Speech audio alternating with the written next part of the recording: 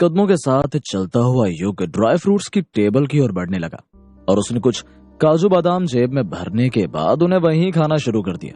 सारे लोग जो उस वक्त वहां मौजूद थे, इस हरकत को देखकर उन सबका ध्यान युग की ओर चला गया। हर कोई उसे अजीब तरह से देखने लगा, पर इधर युग बादाम खाने में व्यस्त था। तभी उस भीड़ में से एक आवाज आई, हेलो यंग मैन, तुम्हें नीलामी के रूल्स के बारे में नहीं पता क्या? युग के हाथों में जकड़े हुए काजू बादाम जमीन पर गिर गए और सारी भीड़ उस पर हंसने लगी। दादाजी भी युग को देखकर अपना माथा पकड़ने लगे। कुछ देर के लिए युग का दिल विचलित हो उठा।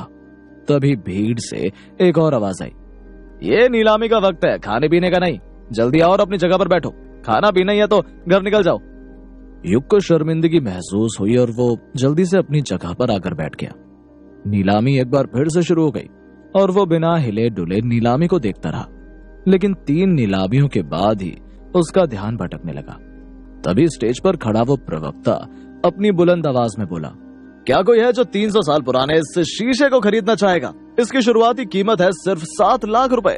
आप लोग बोली लगाना शुरू कर सकते हैं। उस आदमी की चुप्पी के बाद उस हॉल में सन्नाटा बिखर गया।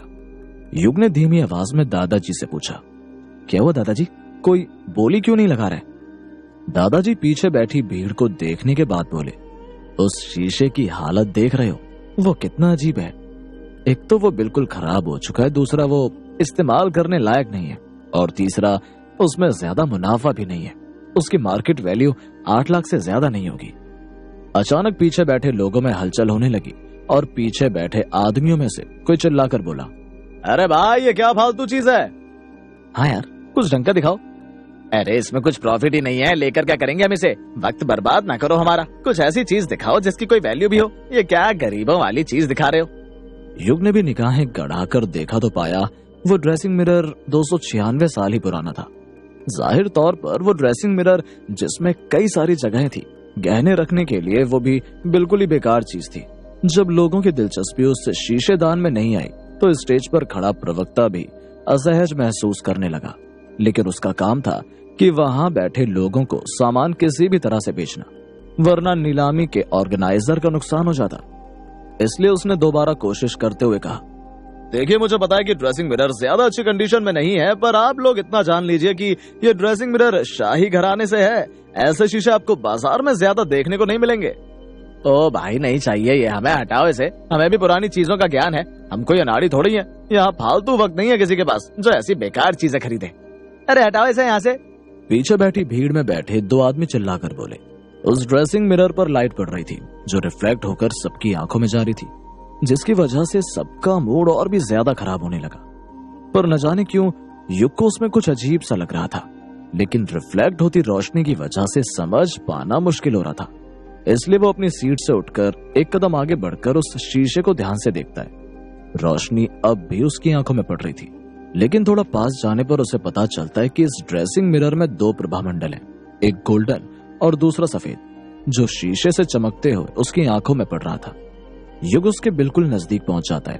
उसकी ऐसी हरकत को देखकर भीड़ में मौजूद कुछ लोग अपनी जगह पर खड़े होकर युग को देखने लगते हैं। भीड़ में मौजूद एक आदमी धीरे से बोलता है, ये लड़का आखिर कर क्या रहा है? अभी कुछ देर पहले काजू बादाम खा रहा था और अब ये, बस वक्त की बर्बादी हो रही है यहाँ। मंच पर खड़ा युग दादाजी की ओर देखता हुआ कहता है, दादाजी मैं चाहता हूँ यहाँ की सारी लाइट्स ऑफ कर दी जाए, मुझे इसे सूरज की रोशनी में देखना है। हर कोई सोचने लगा कि इस लड़के का दिमाग खराब हो गया है। दादाजी भी सोच में पड़ गए कि इसे क्या हो गया। दादाजी को तो समझ ही नहीं आ रहा था कि युग ऐसे लाइट क्यों बंद करवा रहा था। वो सोच में पड़े हुए थे कि मिस्टर माधवन ने लाइट्स ऑफ करने का इशारा किया। स्टेज पर खड़ा प्रवक्ता उनके इशारों को समझ गया और उसने लाइट बंद कर दी। एक ही झटके में हर तरफ घना अंधेरा हो गया, कुछ भी दिखाई नहीं दे रहा था। तभी पीछे से एक आवाज आई, लाइट्स क्यों बंद कर दी गई? लाइट चालू करो। अरे नीलामी कैसे होगी? युग की उस अंधेरे में आवाज आई। उसने कहा, क्या कोई इस मिरर को खिड़की के पास लेकर चल सकता है? अंधेरे में बैठे मिस्टर माधवन ने आदेश दिया तो तुरंत 2 आदमी उस मिरर को खिड़की के पास लेकर पहुंच गए। सूरज हल्के बादलों से ढका था, जिस वजह से रोशनी शीशे से होती हुई आंखों पर रोशनी रिफ्लेक्ट होना बंद हो गई। नीलामी में बैठे लोगों को समझ में नहीं आ रहा था कि ये हो क्या रहा था। दादाजी भी नहीं समझ पा रहे थे कि युग चाह क्या रहा था। मिरर की अच्छे से जांच करने के बाद युग चिल्लाते हुए बोला, ये ड्रेसिंग मिरर मुझे चाहिए, मैं 7 लाख देने के लिए तैयार हूँ।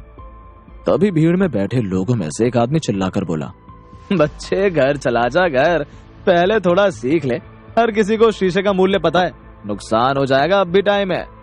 उनकी बातों ने स्टेज पर खड़े प्रवक्ता को भी परेशान कर दिया, क्योंकि उसका यही काम था कि हर एक चीज को किसी भी तरह से बेचा जाए।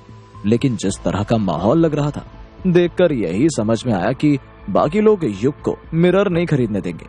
लेकिन युग ने एक बार फिर पूरी अटलता से कहा, मुझे मिरर चाहिए, और मुझे लगता है 7 लाख इस मिरर के लिए एक अच्छा सौदा होगा। दादाजी युग को रोकना चाहते थे, पर युग अब तक पहले ही काफी आगे निकल चुका था, इसलिए बिना कुछ बोले उन्होंने चाय की एक घूंट पी और युग को ही देखते रहे। तभी उस भीड़ में से एक आदमी युग का मजाक उड़ाते हुए बोला, बच्चे 7 लाख में नहीं बेच पाओगे तुम इसे, जाओ मम्मी से पहले सीख कर आओ। मम्मी का नाम सुनते ही युग की आंखें स्थिर हो गईं, पर उसने कुछ न बोला। चेहरे से लग रहा था जैसे उसके हाथ कोई खजाना लग गया हो, लेकिन हर कोई जानता था कि यह घाटे का सौदा है। उस मिरर को ध्यान से देखकर हल्के हाथों से छूने के बाद युग ने कहा, मैं इस चीज से कई गुना ज्यादा प्रॉफिट कमाकर दिखाऊंगा आप सबको। उसको इतने कॉन्फिडेंस से बोलता हुआ देखकर उस अधेड़ आदमी का खून खौल उठा, जैसे युग ने उसकी समझ पर एक चांटा मार दिया हो। इसलिए अपने अंदर के गुस्से को छिपाकर वो आदमी मुट्ठी बांधता हुआ बोला, अगर तुमने ऐसे 7 लाख में भी बेच दिया तो मैं यहाँ मौजूद हर एक आदमी के पैरों को चाटूंगा, ऊपर से तुम्हें 10 लाख भी दूंगा। लेकिन अगर तुम हार गए तब तुम क्या करोगे? दादाजी अपनी जगह से उठकर युग को रोकने के लिए बढ़े, लेकिन अचानक से युग ने अपना हाथ उस लंबे चौड़े आदमी से मिला लिया और शर्त का आगाज करते हुए बोला, ठीक है, अगर मैं हार गया तो मैं भी यहाँ मौजूद हर किसी के पैर चाटूंगा, ठीक है? ये सुनकर उस अधेड़ आदमी ने युग को देखते हुए एक विचित्र सी मुस्कान दी। तभी भीड़ से एक आवाज आई, इसके माँ बाप ने इसे मूर्ख ही पैदा किया है, अरे घर जा लड़के। हर कोई कुछ न कुछ बोल रहा था, युग बस अपनी बारी का इंतजार करता जा रहा था। इसी दौरान दादाजी ने युग को समझाने का प्रयास भी किया, लेकिन युग ने उनकी भी बात नहीं मानी और कार्ड निकालकर पेमेंट कर दिया। ड्रेसिंग मिरर को खरीदने के बाद युग ज्वेलरी रखने वाले खानों को देखने लगा। बिना कुछ बोले वो मिरर को गौर से देखते जा रहा था। युग को देखता हुआ अधेड़ उम्र का वो आदमी दादाजी के ऊपर तंज मारते हुए कहने लगा, कश्यप जी, प्रतिभा एक ऐसी चीज है जिसे कभी भी मूर्ख बनाया जा सकता है। इस बार आप वास्तव में गलत हो। कहाँ से ले आए इस लड़के को? इसको बताओ, किस्मत हर रोज साथ नहीं देती है। और फिर उसने अपने जूते निकाल दिए। उसके पैर की बदबू पूरे हॉल में फैलने लगी और उसने हंसते हुए बोला, आजा लड़के आजा, चाट ले। लोग समझ नहीं पा रहे थे कि युग उस मिरर को इतनी ध्यान से क्यों देखे जा रहा था। इसी दौरान प्रवक्ता ने उस मिरर को स्टेज से नीचे उतरवा दिया ताकि वो नीलामी को जारी रख सके। नीलामी शुरू हो गई, लेकिन कोई भी स्टेज की ओर देखने को तैयार नहीं था। सबको तो ये देखना था कि शर्त का नतीजा क्या होता है। नंगे पैरों में बैठा वो अधेड़ आदमी बस हंसे जा रहा था। युग को जब कुछ समझ नहीं आया तो अचानक उसने अपने पैरों से उस ड्रेसिंग मिरर पर प्रहार करना शुरू कर दिया और लगातार प्रहार करते ही गया। उसके पागलपन को देखकर हर कोई आपस में उसकी खिल्लियां उड़ाने लगा। अरे हम सबके पैर चाट ले लड़के, 7 लाख कोई बड़ा अमाउंट नहीं है, चल 7 लाख मैं दे दूंगा तुझे, बस पैर चाट ले हमारे। और इस तरह पागल होने की जरूरत नहीं है, वरना शीशा पैर में लगेगा तो लंगड़ाता हुआ घूमता फिरेगा। उस आदमी के पैरों से निकलने वाली बदबू किसी जहर से भी ज्यादा खतरनाक थी। युग के पागलों जैसी हरकत की वजह से दादाजी भी शर्मिंदा थे, इसलिए उन्होंने अपना सिर झुका लिया। युग अब भी बेरहमी से उस मिरर पर हमला किए जा रहा था। तभी मिरर के लकड़ी के गुट्टों के बीच से कुछ बाहर निकला। 2 कदम दादाजी ने आगे बढ़कर देखा तो वो सोने का एक 6 इंच लंबा बॉक्स निकला, जिसे देखकर दादाजी ने अपने शरीर में एक कंपन महसूस की। हर किसी की नजरें सोने के उस टुकड़े पर जा गड़ी और एक ही झटके में हर कोई शांत हो गया, मानो सबके चेहरे की रंगत ही बदल गई। वहां खड़े लोग उस बॉक्स और युग को बारी बारी से देखने लगे, क्योंकि जो कुछ भी हो रहा था वो उनकी समझ से परे था। धीरे धीरे झुकते हुए दादाजी बॉक्स की ओर बढ़ने लगे, पर तभी माधवन जी ने तेजी से उस बॉक्स को उठा लिया और धीमी आवाज में बोले, ये तो बस देखने में भारी लग रहा है, पर असल में तो ये खोखला है। लाओ मुझे दो, मैं देखता हूं ये क्या है। माधवन ने डब्बा दादाजी के हाथ में रख दिया। आसपास मौजूद सारे लोग दादाजी के करीब आ गए। हर किसी को देखना था कि वो चीज असल में है क्या। युग ने भी अपने दोनों कदमों को आगे बढ़ाया और एक दर्शक बनकर उस बॉक्स को देखने लगा। सारी सांसें थम सी गई थी। दादाजी ने एक नजर युग को देखा और फिर उस बॉक्स को धीरे धीरे खोलने लगे। वो बॉक्स थोड़ा विचित्र सा था, इसलिए उसे खोलने का तरीका भी बहुत अलग सा था। थोड़े प्रयास के बाद बॉक्स खुल गया और उसमें जो उन्होंने देखा उसकी उम्मीद किसी को नहीं थी। क्या था उस नायाब बॉक्स में? क्या बॉक्स में मिलने वाला सामान युग को उस नीलामी का हीरो बना पाने में अगला ट्विस्ट? जानने के लिए सुनते रहिए नजर का खेल पॉकेट एफएम पर।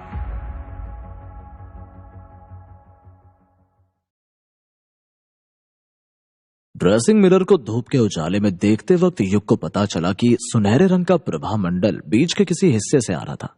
उसके आसपास अब तक कोई भी रेखा नहीं दिख रही थी। उसके सच को जानने के लिए युग ने 7 लाख का दांव लगाया और सच जानने की इच्छा इजहार की। उस बॉक्स को खोला गया तो अंदर पीले रंग के कागज थे जिन्हें एक मोटे से धागे से बांधा गया था। उसे देखते ही भीड़ में खड़ा एक आदमी हंसता हुआ बोल उठा, खोदा पहाड़ और निकला कागज। चलो लड़के, शर्त हार गए हो तुम। अब वादे के अनुसार तुम्हें हमारे पैर चाटने होंगे। उसकी बात सुनकर कुछ लोग उस भीड़ में हंसने लगे, लेकिन जो समझदार थे उन्होंने शांत रहना ही लाजमी समझा। वो चीज अब युग के सामने थी। उसने बिना देर किए अपनी आंखों को केंद्रित किया और ध्यान से उसे देखने लगा। प्रभामंडल के आसपास उसे साफ नजरों से 835 रेखाएं दिखाई दी। उसे देखकर युग को मन ही मन प्रसन्नता मिली। हर किसी के अंदर की जिज्ञासा तेज होती जा रही थी, क्योंकि किसी को भी उसकी उम्र का अंदाजा नहीं हो रहा था। सफेद रंग का वो कागज वक्त की स्याही में डूबने की वजह से अब पीला पड़ चुका था। उस पे भगवा रंग की एक मोटी सी डोर बांधी गई थी। उसे देखकर यह जरूर समझ में आ रहा था कि यह कोई शाही खत है, क्योंकि उस दौर में कम ही लोगों को पढ़ना लिखना आता था। किसी ने उस कागज को देखने के बाद भी उसे छूने की हिम्मत नहीं की। मंच पर खड़े प्रवक्ता को देखकर दादाजी धीमी आवाज में बोले, कोई विशेषज्ञ है तो उसे फौरन यहाँ हमारे पास भेजो, ताकि हम ये जान सकें कि आखिर ये है क्या। हमें इतना तो मालूम है कि ये कीमती है, लेकिन कितना ये हमें नहीं पता।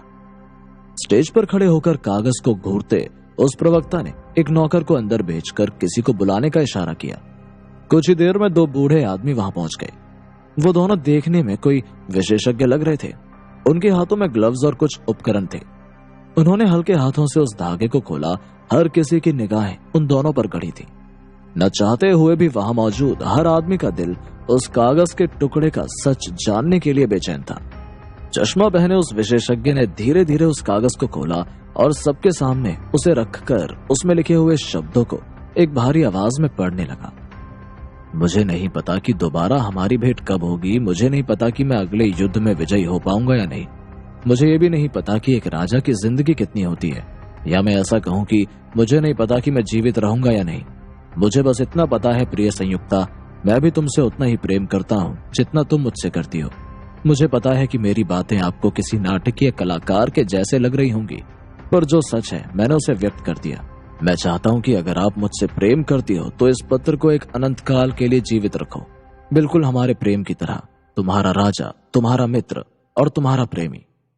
इतना बोलकर वो बूढ़ा रुक गया और वहां मौजूद सारे लोगों की निगाहों में देखता हुआ धीमी आवाज में बोला, नीचे पृथ्वीराज चौहान नाम से हस्ताक्षर भी किया गया है और उनके राजवंश का मोहर भी लगा है। यहाँ ये प्रेम पत्र असली है। उस बूढ़े विशेषज्ञ की बातें सुनने के बाद किसी के पास बोलने के लिए जैसे कुछ बचा ही नहीं। कोई अपनी सीट पर बैठ गया, कोई उस खत को घूरता रहा, कोई युग को एकटक देखे जा रहा था। शर्त लगाए हुए आदमी के हाथ न चाहते हुए भी कांपने लगे। वहां चल रही नीलामी में एक लंबा पूर्ण विराम लग गया। कुछ लोग तो बस उस कागज की तस्वीरें खींचने में लगे हुए थे। माधवन जी अपनी कुर्सी पर बैठकर तिरछी निगाहों से युग को ही देखे जा रहे थे और युग यहाँ दादाजी से बातें किए जा रहा था, वो भी धीमी आवाज में। दादाजी, इस खत की कीमत क्या होगी? दादाजी सकुचाते हुए बोले, सच कहूं तो युग, मुझे बिल्कुल भी अंदाजा नहीं है कि उसकी कीमत क्या होगी। आओ उस विशेषज्ञ से पूछते हैं इस बारे में। दोनों साथ में आगे बढ़े और धीमी आवाज में दादाजी ने उस विशेषज्ञ से पूछा, इस खत की कीमत कितनी हो सकती है? विशेषज्ञ भी कुछ देर के लिए खामोश रहा, फिर उसने धीमी आवाज में बोला, कम से कम 15 से 20 करोड़। सच कहूं तो मुझे भी इसका सही अंदाजा नहीं है, हो सके तो मुझे क्षमा करें। सिर झुकाए वो बूढ़ा अंदर चला गया और दादाजी युग के कहने पर वहां खड़े प्रवक्ता को बुलाकर बोले, ये बच्चा इस पत्र की नीलामी इसी समारोह में करना चाहता है, आप इन्हें अपनी भागीदारी का हिस्सा बना दें। युग से हाथ मिलाते हुए इस प्रवक्ता ने कहा, सर, नीलामी के ऑर्गेनाइजर हर नीलामी में से 10% हिस्सा अपने पास रखते हैं। अगर आपको मंजूर हो तो मैं इस खत की नीलामी कल कर दूंगा। बिना कुछ सोचे युग ने अपना सिर हिलाकर हामी भरी। प्रवक्ता गोल्डन बॉक्स में रखे हुए उस पत्र को सेफ रूम में रखाया और नीलामी दोबारा शुरू कर दी गई। जिस अधेड़ उम्र के आदमी ने युग से शर्त लगाई थी, खत में लिखे शब्दों को सुनने के बाद वो एक कोने में जाकर बैठ गया और दोबारा एक भी शब्द उसके मुंह से न निकला। एक लंबे वक्त तक नीलामी होती रही, पर दादाजी ने किसी भी चीज में इंटरेस्ट नहीं लिया। आज का दिन बीत गया, लेकिन किसी को कुछ अच्छा देखने को नहीं मिला। हर कोई तीसरे दिन के इंतजार में अपने बिस्तर की ओर निकल पड़ा, क्योंकि आखिरी दिन सबसे ज्यादा कीमती चीजों की नीलामी होती है। युग उस रात जल्दी सोया और अगली सुबह जल्दी उठ गया। हर कोई इतना एक्साइटेड था कि लोग 1 घंटे पहले ही नीलामी हॉल में पहुंचना शुरू हो गए। युग भी आंखें मींचता हुआ दादाजी के पीछे पीछे नीलामी हॉल में जा पहुंचा। रोज की अपेक्षा हर व्यक्ति वहां ज्यादा एनर्जेटिक महसूस कर रहा था और नीलामी जल्दी शुरू भी हो गई। तो जैसा कि आप लोगों को पता है, आज नीलामी का आखिरी दिन है, इसलिए बिना देरी करे मैं आप लोगों के सामने इस नीलामी की सबसे कीमती चीज पेश करता हूँ। तो पेश है आप सबके सामने ये 1900 साल पुरानी पेंटिंग, जो खूबसूरत ही नहीं बल्कि अविश्वसनीय है। हर कोई दिल थाम कर बैठना, क्योंकि ये भारतीय इतिहास से नहीं बल्कि चीन के इतिहास से जुड़ी है। इस पेंटिंग की शुरुआती कीमत 12 करोड़ रुपए है। चलिए शुरू करते हैं बोलियों का सिलसिला। पर्दा हटाया गया और सबके सामने एक खूबसूरत सी ड्रैगन वाली पेंटिंग आ गई, जिससे 9 सिरों वाला एक ड्रैगन हवा में उड़ता हुआ बादलों की ओर बढ़ रहा था। उसे देखते ही हर किसी की आंखें मचल गई और बोलियों की होड़ लग गई। दादाजी ने युग की ओर देखा और युग ने सिर हिलाते हुए हामी भरी। फिर क्या, फिर दादाजी भी नीलामी में कूद पड़े। 15 करोड़ 1, 15 करोड़ 2, ये लीजिए, कीमत बढ़कर 16 करोड़ हो गई। और अब 17, माफ कीजिएगा 17 नहीं, अब हो गई 18, 18 करोड़ 1, 18 करोड़ 2। एक बार फिर से दादाजी ने हाथ उठाया और वो रुकने का नाम नहीं ले रहे थे। पीछे बैठे मिस्टर माधवन उन्हें देखे जा रहे थे। उन्होंने पाया कि युग के इशारे के बाद ही दादाजी ने अपना हाथ उठाया और एक बार फिर से माधवन जी मैदान में कूद पड़े। कभी दादाजी हाथ उठाते तो कभी माधवन जी, और अंत में आते आते पेंटिंग की कीमत 23 करोड़ हो गई। पीछे बैठे एक आदमी ने अपने बगल वाले से कहा, ये तो यहाँ की अब तक की सबसे महंगी नीलामी है। कश्यप जी तेज हैं, लेकिन माधवन जी किसी से कम नहीं। 50 की उम्र में माधवन जितना फिट इंसान नहीं देखा मैंने आज तक। मैंने तो सुना है कि सर्जरी पर बहुत खर्चा किया उन्होंने, ताकि जवान लग सके। पीछे बातें हो रही थी तो आगे हाथ ऊपर करने का कंपटीशन, लेकिन अंत में आते आते 25 करोड़ पर बोलियों का सिलसिला रुक गया और दादाजी ने एक महंगे दाम में पेंटिंग खरीद ली। नीलामी का सिलसिला आगे भी चलता रहा।